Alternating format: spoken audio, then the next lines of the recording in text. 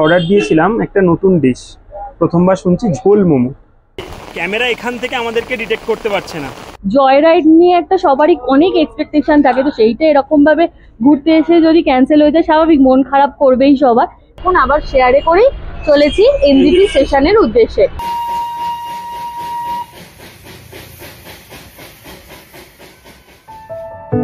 নীরবতা যেখানে সঙ্গী হয়ে ঘুরিয়ে দেখাবে মেঘ রোদের খেলায় এক নৈসর্গিক দৃশ্য, চেনা জায়গা ধরা দেবে অচেনা রূপে।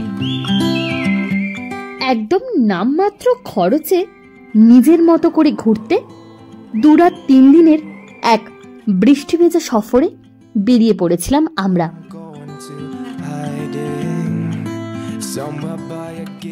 প্রকৃতির কোলে কাটানোই প্রতিটা মুহূর্ত স্মৃতির পাতায় স্বর্ণাক্ষরে লিখতে লিখতে পার হয়ে গেল 2 দিন, বাকি আর 1 দিন।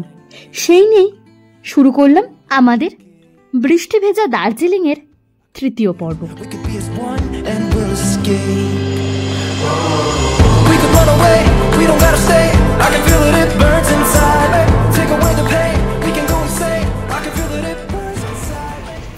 সময় এখন 11টা।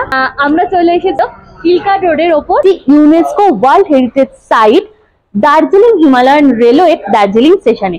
এখান থেকে আমরা আমাদের আজকে যাত্রা শুরু করব। এখান থেকে জয় রাইড আছে 11:30টায়।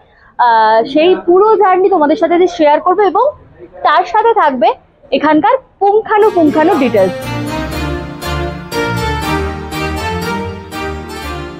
দার্জিলিং হিমালয়ান রেলওয়ে শুধুমাত্র পর্যটকের কথা মাথায় রেখে 2 ঘন্টার একটি বিশেষ টয় ট্রেন জার্নির ব্যবস্থা রেখেছে, যা দার্জিলিং স্টেশন থেকে শুরু হয়ে বাতাসিয়া লুপ এবং ঘুম হয়ে আবার দার্জিলিং স্টেশনে ফিরিয়ে আনে।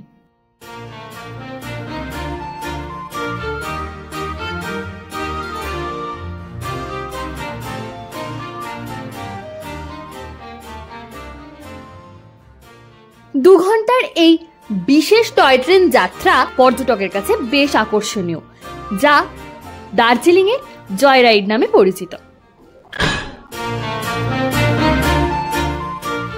দার্জিলিং হিমালয়ান রেলওয়ে নির্মাণ হয় 1879 সালে, তবে এই ট্র্যাকটি প্রথম চালু হয় 4 এপ্রিল 1881 সালে। ঐতিহাসিক ট্রেনের প্রথম গন্তব্য ছিল ঘুম স্টেশন। প্রথম দিকে এই ট্রেনের যাত্রাপথ কলকাতা থেকে জলপাইগুড়ি ছিল, যা সময় লাগতো 5 থেকে 6 দিন। কাজেই বুঝতেই পারছো কতটা সময় সাপেক্ষ, তাই সেইটা পরবর্তীকালে বন্ধ হয়ে যায়। এখন শুধুমাত্র জলপাইগুড়ি থেকে দার্জিলিং অব্দি এই রেলওয়েটা চালু আছে। 6801 ফিট উচ্চতায় অবস্থিত এই স্টেশনটিতে কিন্তু 2 রকমের ট্রেন চলে, স্টিম ইঞ্জিন এবং ডিজেল ইঞ্জিন। আমরা অবশ্য আজ যাব স্টিম ইঞ্জিনে করে। 1999 সালের 5ই ডিসেম্বর ইউনেস্কো ওয়ার্ল্ড হেরিটেজের স্বীকৃতি পাওয়া এই ট্রেনটি চলে 2 ফুট চওড়া ন্যারোগেজ ট্র্যাক ধরে, যাতে থাকে 2টি প্রথম শ্রেণীর ভিস্টাডোম কোচ, যা টেনে নিয়ে যায় একটি বি শ্রেণীর স্টিম লোকোমোটিভ ইঞ্জিন।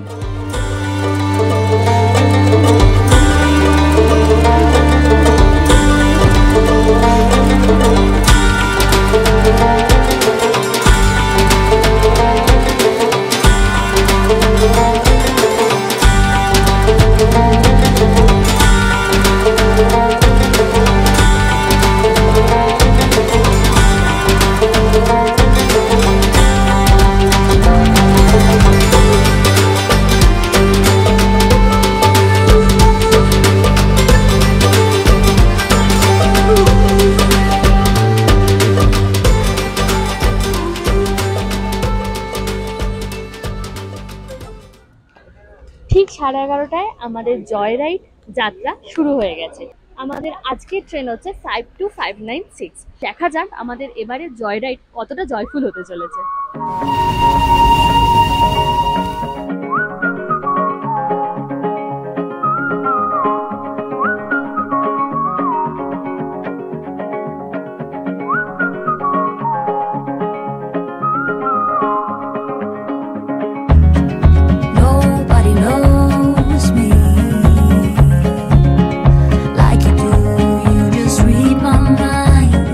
Nobody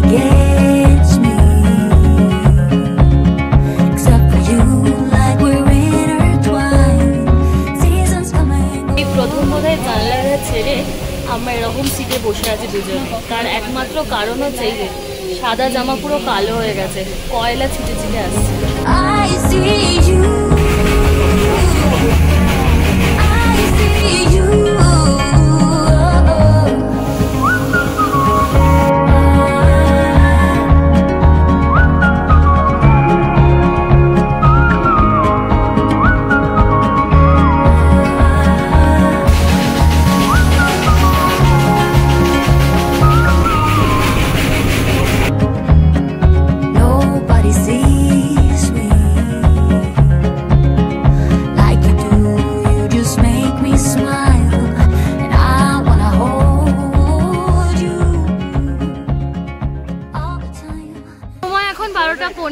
আর আমরা চলে এসেছি বাতাসিয়া লুপে।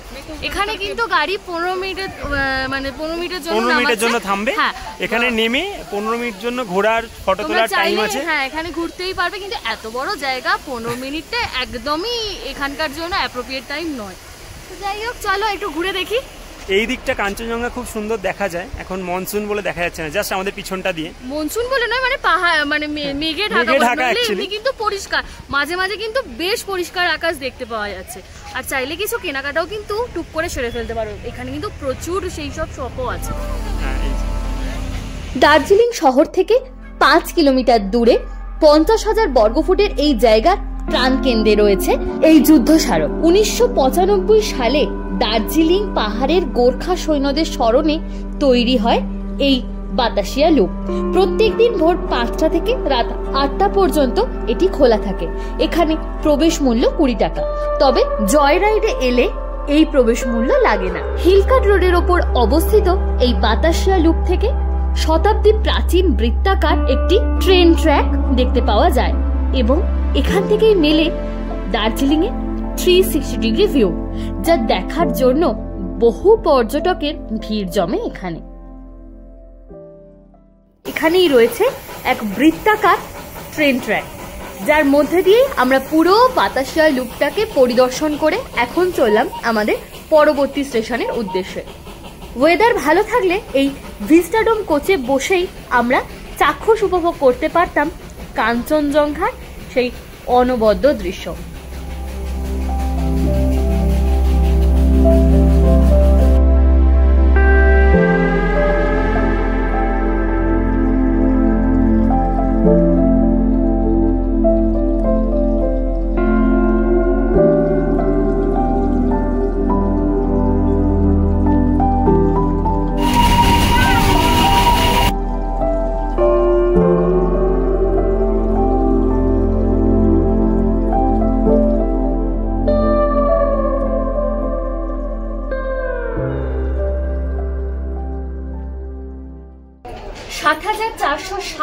উচ্চতায় এখন আমরা দাঁড়িয়ে আছি।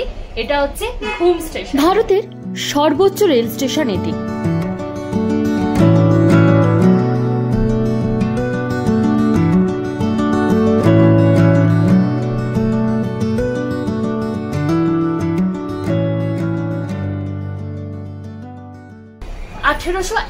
সালের 4 এপ্রিল ঘুম প্রথম চালু হয়। আমাদের ট্রেন সবে এসে এখানে দাঁড়িয়েছি। সময় এখন 1:45। এর পাশে আছে একটা মিউজিয়াম, সেই মিউজিয়ামটাও তোমাদের ঘুরে দেখাবো। এখানে কিন্তু সময় হচ্ছে 20 মিনিট, কাজে বুঝতেই পারছো আমাদের হাতে সময় খুব কম। এই চলো আগে একটু মিউজিয়ামটা ঘুরে দেখি।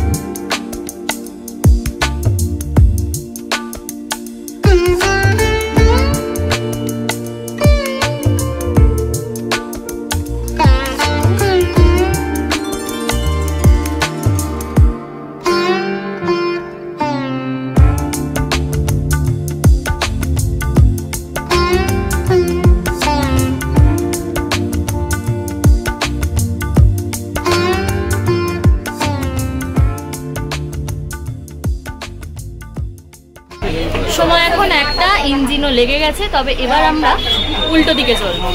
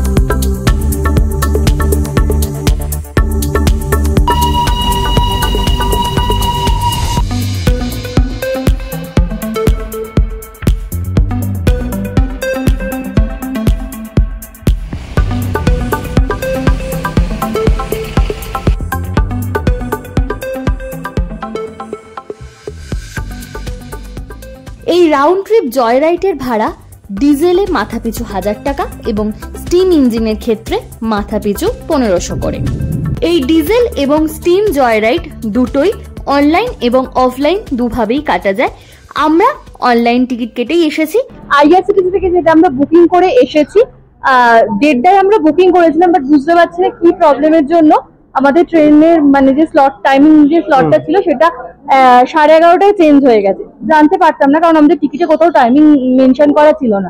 সকালবেলা এসে এখানে ইনকোয়ারিতে খবর নিতে জানতে পারলাম যে আমাদের টাইমিং চেঞ্জ হয়েছে। তাই তোমাদেরও বলে রাখি, তোমরা যারা ওখান থেকে অনলাইনে টিকিট বুক করে আসছো তারা কিন্তু অবশ্যই টিকিটে যদি তোমাদের টাইমিং মেনশন করা থাকে তো খুব ভালো, তাহলে তো সেক্ষেত্রে কোনো প্রবলেম নেই। কিন্তু যাদের আমাদের মতন সমস্যা হচ্ছে বা হবে তারা কিন্তু অবশ্যই একবার কষ্ট করে এসে একটু আগে সময় নিয়ে হাতে এনকোয়ারিতে কিন্তু একটু খোঁজ খবর নিয়ে। আমাদের টিকিট বুক করার পরেও নট অ্যাপ্লিকেবল টাইমের ওখানে লেখা ছিল, যে কারণে একটা ডাউট হয়।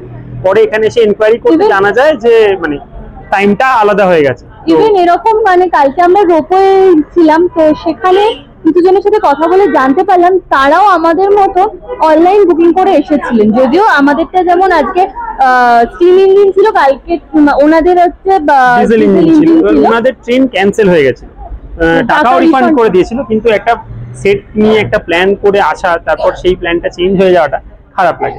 আর এতটা এক্সপেকটেশন নিয়ে থাকা, মানে জয় রাইড নিয়ে একটা সবারই অনেক এক্সপেকটেশন থাকে, তো সেইটা এরকম ভাবে ঘুরতে এসে যদি ক্যান্সেল হয়ে যায় স্বাভাবিক মন খারাপ করবেই সবার।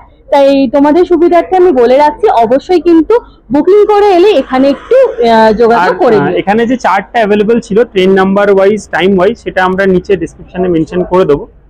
তবুও একবার জেনে নেওয়াটা বেটার। আর এখানে বুকিং করা যাবে অফলাইন টিকিটও, যদি সিট থাকে তখনই, না হলে আর পাওয়া যাবে না। অনলাইন টিকিটে শেষ হয়ে এরকম টাইমে পাওয়া যায়। এখন আমরা যেটাই গেছিলাম সিট ফাঁকা ছিল, যদিও এখন আর অফ সিজন বলে কিছু নেই, সব জায়গাতেই বেশ ভিড় দেখতে পাচ্ছি এবং পুরোটাই সিজন। আমাদের আজকের জয় রাইড এখানেই শেষ হয়ে গেল। জার্নি আমাদের আজকে এতটুকুই ছিল। তবে জয় রাইডটা যে সত্যি খুব যে জয়ফুল সেটা বলবো না, সেটা স্টিম ইঞ্জিনের জন্য হতে পারে, ডিজেল ইঞ্জিনে এই ব্যাপারটা নেই। স্টিম ইঞ্জিনের প্রবলেম হচ্ছে কয়লা ছিটে ছিটে আসে এবং জানলা দিয়ে ভিতরে ঢোকে। এবার শীতকালে আসলে জানলা বন্ধ থাকবে, প্রবলেম নেই, কিন্তু এখন তো খুব যে ঠান্ডা আছে তার নয়, কিন্তু জানলা দিয়ে ঢুকছে, এটা একটা প্রবলেম। আর আমাদের সাদা জামা রঙিন হয়ে গেছে, মানে প্রিন্টেড লাগছে পুরো, জানলা খোলা যাচ্ছে না সত্যি। মানে এত আসছে আমাদের প্রথম দিকে তো সেকেন্ড বগি ছিল, ফার্স্ট ক্লাস ছিল, কিন্তু সেখানেও বিভৎস মানে ছিটে আসছে, তো একদমই কোনোভাবেই জানলা খোলা যাচ্ছে না। এটা একটা ভীষণ ভীষণ বড় প্রবলেম। সময় এখন 3:05। প্রচন্ড খিদে পেয়ে গেছিল জয় রাইড, তারপরে একটু খিদে না পেলে হয়, তাই ঠিক দার্জিলিং স্টেশনের উল্টো দিকেই এই টয় ট্রেন ক্যাফেটা দেখতে পেলাম, ঢুকে পড়লাম। দেখা যাক খেয়ে দে এখানকার খাবার দাবার কি রকম। দামটা কিন্তু এখানকার রিজনেবল। আমাদের এই প্লেটটা পড়েছে 120।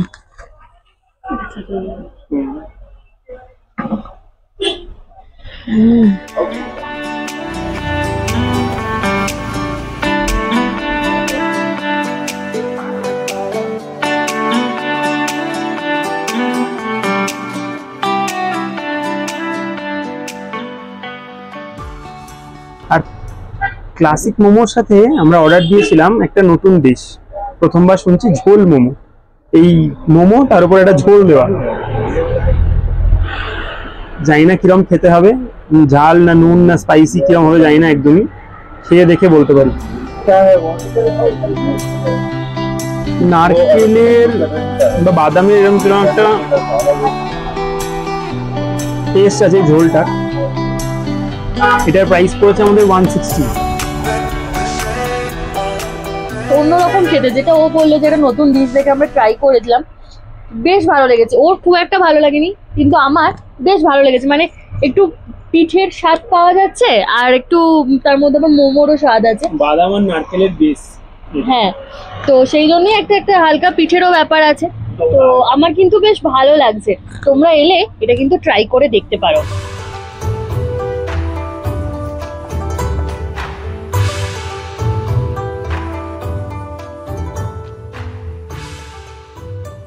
ফুচকা দেখে লোভ সামলানো যায় না, তাই রাস্তায় ফুচকা দেখেও পেট ভর্তি থাকলেও লোভ সামলাতে পারলাম না।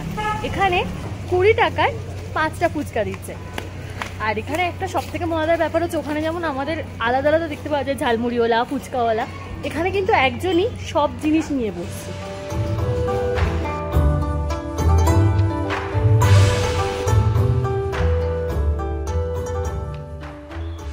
আমরা এখন চলে এসেছি গান্ধী রোডের ওপর একটি টিবেটিয়ান মিউজিয়াম। এটি মূলত টিবেটিয়ানরা যেগুলো সাধারণত তারা জীবনযাপনে ব্যবহার করে, এখানে কিন্তু সেই সব দিয়েই সাজানো। এই মিউজিয়ামে কিন্তু সেই সব তাদের জীবন কাহিনী ফুটে উঠছে। গান্ধী রোডের ওপর অবস্থিত এই হিমালয়ান টিবেট মিউজিয়ামটি প্রত্যেকদিন সকাল 9:30 থেকে বিকেল 5টা অবধি খোলা থাকে। এখানে এন্ট্রি ফি 50 টাকা পার পার্সন অ্যাডাল্ট, আর 6 থেকে 15 বছরের জন্য 25 টাকা। 6 বছরের নিচে হলে এন্ট্রি ফি ফ্রি।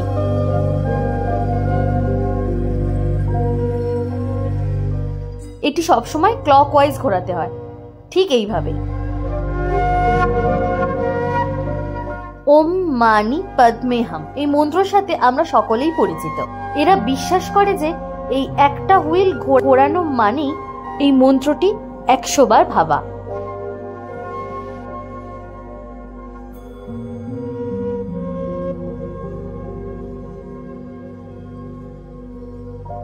আমাদের বাংলায় যেমন ছৌ নাচ, তেমনি তিব্বতিয়ানদের কিন্তু অপেরা শো।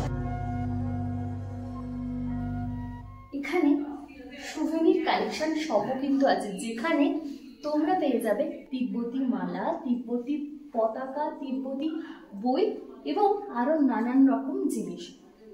আর এই মিউজিয়ামটা কিন্তু বৃহস্পতিবার বন্ধ থাকে, তাই তোমরা যখন আসবে বৃহস্পতিবারটা অ্যাভয়েড করে আসার চেষ্টা করো। এখানের এন্ট্রি ফি হচ্ছে 50 টাকা। সময় এখন 4:50। আমরা বসে আছি পুরোপুরি মেঘে আচ্ছন্ন হিল অবজারভেটরি ভিউ পয়েন্টে। চারিদিক সবুজে মোড়া, একদম মেঘের মাঝে হারানো এক জাদুকরী দৃশ্য। পায়ে ভালো জুতো থাকলে মেলের ঠিক পিছন দিকেই হাঁটা পথে পৌঁছে যাওয়া যায় এই জায়গায়। আবহাওয়া ভালো থাকলে এখান থেকেই দেখা মেলে কাঞ্চনজঙ্ঘারও। আজ মেঘে আচ্ছন্ন এই মোহময়ী রূপ যেন অসাধারণ। সমস্ত ঋতুতে হার মানাচ্ছে আজকের এই আবহাওয়া।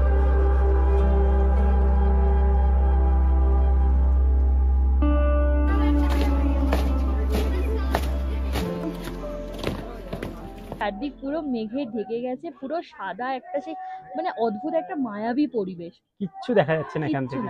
ভিউ পয়েন্টে সেভাবে দেখতে গেলে কোনো ভিউ নেই, কিন্তু যেটুকু পাচ্ছি এটাই যেন একটা অসাধারণ মানে খুব দারুণ লাগছে পরিবেশ। তার সাথে গরম গরম চা, আমার লেমন টি আর ওর হচ্ছে ব্ল্যাক টি।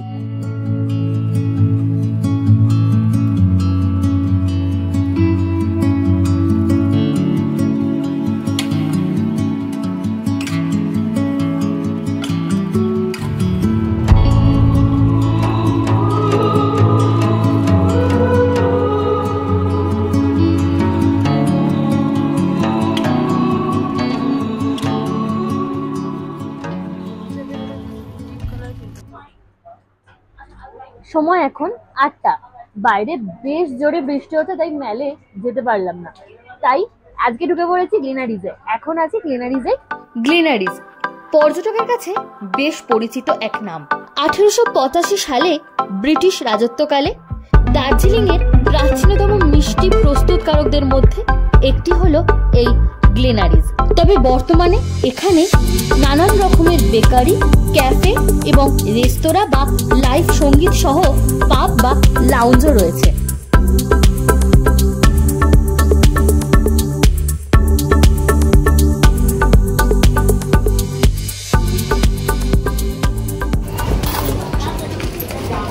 খাবারের অর্ডার এসেই করে দিয়েছিলাম, এখন সামনেও চলে এসেছে chicken chaap sandwich, peri peri french fry আর এখানকার বিখ্যাত দার্জিলিং টি।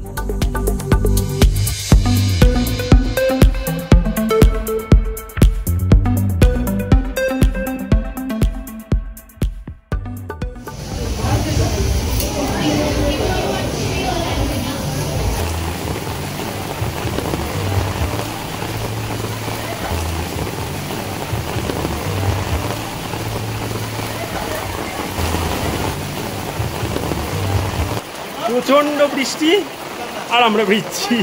শেষ দিনে এরকম বৃষ্টি পাবো সত্যিই ভাবতে পারিনি।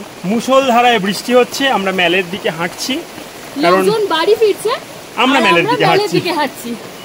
কারেন্ট ছিল না, কারেন্টও চলে এলো। দেখো এই কারেন্ট এলো। এই বৃষ্টিতে মেল আমি কোনোদিন দেখিনি।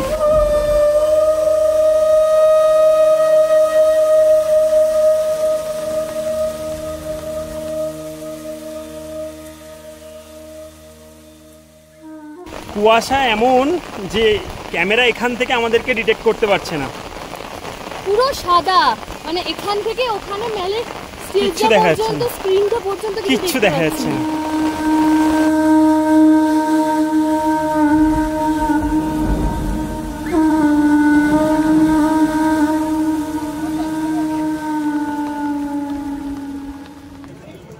বৃষ্টি ভেজা সুন্দরবন আর এখন বৃষ্টি ভেজা দার্জিলিং। দক্ষিণ থেকে উত্তর আমরা সেই বৃষ্টিতেই হাজির। বৃষ্টি ভেজা সুন্দরবন তোমাদেরকে আগেই দেখিয়েছি, যারা দেখোনি তাদের জন্য উপরে আই বাটনের লিঙ্কটা দেওয়া রইল, অবশ্যই গিয়ে দেখে নাও। আর এখনো সেই মানে সেটা এখনো চলছে, তোমরা চাইলে কিন্তু এবছরও সেই সুন্দরবনের মজা নিয়ে নিতে পারো। আর এখন চলে এসেছি আমরা সেই একইভাবে তোমাদেরকে অন্য সারি মন ভরাতে দার্জিলিং।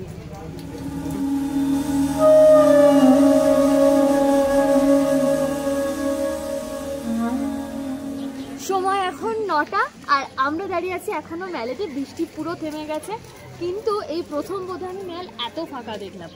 বৃষ্টি ভেজা মেল একটা অসাধারণ অভিজ্ঞতা, তবে মানে মেল খুবই ফাঁকা। আর আজকের মতন আমাদের এইবারে দার্জিলিংয়ের ট্যুরে শেষ রাত্রি, তাই খুব একটা বাড়ি যেতে মনও মানে হোটেলে যেতে খুব একটা মনও চাইছে না। এরকম একটা ওয়েদার তো ছেড়ে যাওয়াই যায় না, কিন্তু কিছু করার নেই, থেকে থেকে সবটাই ফাঁকা হয়ে যাচ্ছে, তাই বাধ্য হয়ে হোটেলে ফিরতে হবে। আর হোটেলও 9:30টায় বন্ধ, তো বলে দিয়েছে 9:30টার পর দেরি করলে ঢুকতে দেবো না। কিছু করার নেই, চলো আজকের মতন শেষ মানে বৃষ্টি ভেজা দার্জিলিং অসাধারণ উপভোগ করলাম।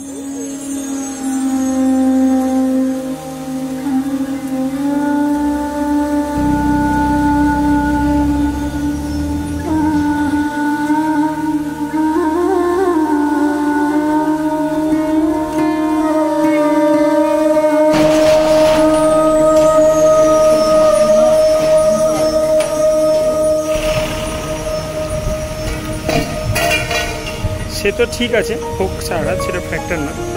প্রবলেমটা হচ্ছে 1 কাপ চা দেবে কি?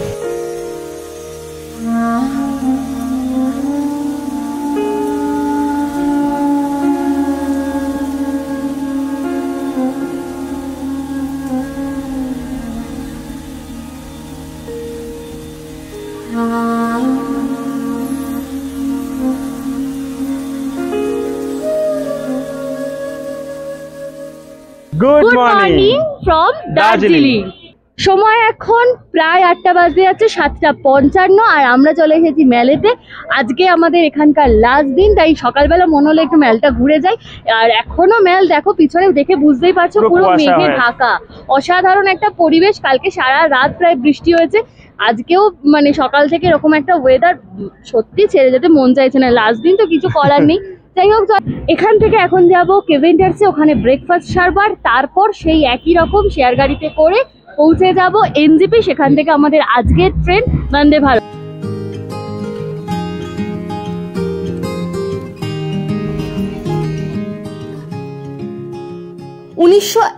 সালে সুইডিশ দুগ্ধ উদ্যোক্তা এবং প্রযুক্তিবিদ মিস্টার এডওয়ার্ড কেভেন্টার্স ভারতীয় দুগ্ধ শিল্পের আধুনিকরণের যাত্রায় কেভেন্টার্স প্রতিষ্ঠা করেন, যা 1970 সালে ঝা পরিবারের কাছে হস্তান্তর করা হয়। এখানকার ইংলিশ ব্রেকফাস্ট এবং ব্রেকফাস্ট করতে করতে আবহাওয়া পরিষ্কার থাকলে দেখা মেলে কাঞ্চনজঙ্ঘারও। তাই সব মিলিয়ে এই জায়গা পর্যটকদের কাছে হয়ে উঠেছে বেশ জনপ্রিয়।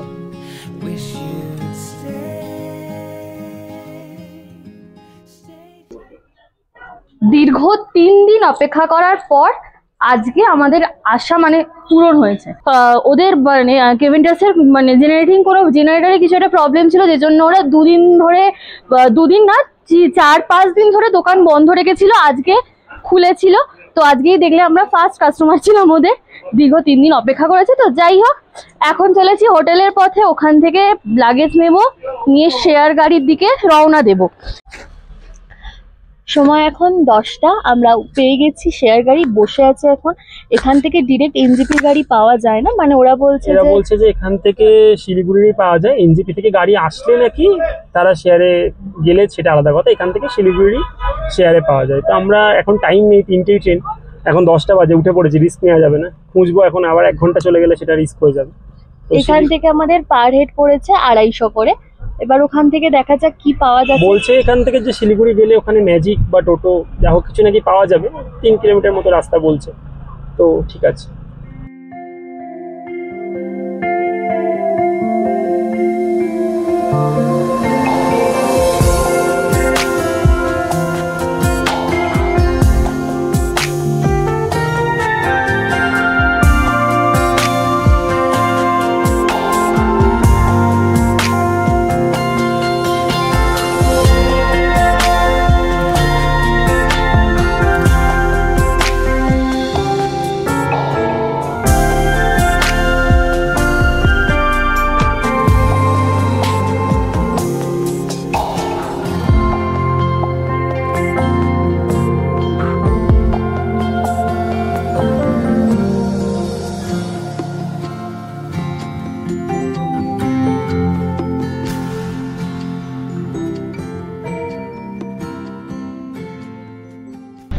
সময় এখন 1:15। আমরা 1:05-10 করে শিলিগুড়িতে নেমেই গিয়েছিলাম। ওখান থেকে একদম সঙ্গে সঙ্গে এই শেয়ার গাড়িটা পেয়ে গেছিলাম, তো উঠে পড়েছি। এই গাড়ি করেই আমরা এখন চলেছি এনজেপি স্টেশনের উদ্দেশ্যে। তোমরা চাইলে অবশ্য টোটোও করে নিতে পারো, টোটো ফুল রিজার্ভ করতে পারো, অথবা শেয়ারেও যেতে পারো। শেয়ারে তোমাদের ভাড়া পড়বে 40 টাকা, আর যদি ফুল রিজার্ভ করে যাও সেক্ষেত্রে ভাড়া পড়তে পারো এই 200-250। তোমরা এবার একটু তোমাদের মতন করে বার্গেনিং করে নিও। আর আমরা এখন চলেছি ম্যাজিক গাড়িতে করে, যার ভাড়া পড়েছে আমাদের পার হেড 30 টাকা করে। কিন্তু বলছে যে আমাদের যেহেতু লাগেজ আছে, বলছে যে যেহেতু লাগেজ সিট ড্রপ করছে, তো সিটের সেই ভাড়াগুলোও নাকি দিতে হবে। নেমে দেখি, গাড়ি তো মোটামুটি ফাঁকাই আছে এখন। সময় এখন 2টো, আমরা উঠে পড়েছি 22302 ডাউন নিউ জলপাইগুড়ি হাওড়া বন্দে ভারত এক্সপ্রেসে। আমাদের এই ট্রেনটা ছাড়ার টাইম হচ্ছে 3টে, কিন্তু আমরা অনেকটা আগে চলে এসেছি। আর বেশ ভালো লাগছে, কারণ বাইরে বিভৎস গরম, তো এখানে এসে বেশ ভালো লাগছে। আমাদের এবারের জার্নি, এই বৃষ্টি ভেজা দার্জিলিং সফর আমরা এখানে শেষ করছি। খুব তাড়াতাড়ি ফিরে আসছি আবার অন্য কোনো জায়গার নতুন ব্লগ নিয়ে। ততক্ষণ সাথে থাকো, পাশে থাকো, আর ভালো লাগলে ছোট্ট একটি লাইক এবং কমেন্ট করতে কিন্তু ভুলো না। আর নতুন হলে অবশ্যই কিন্তু সাবস্ক্রাইব করতে ভুলো না। খুব তাড়াতাড়ি দেখা হচ্ছে আবার, ততক্ষণ সাথে থাকো, পাশে থেকো।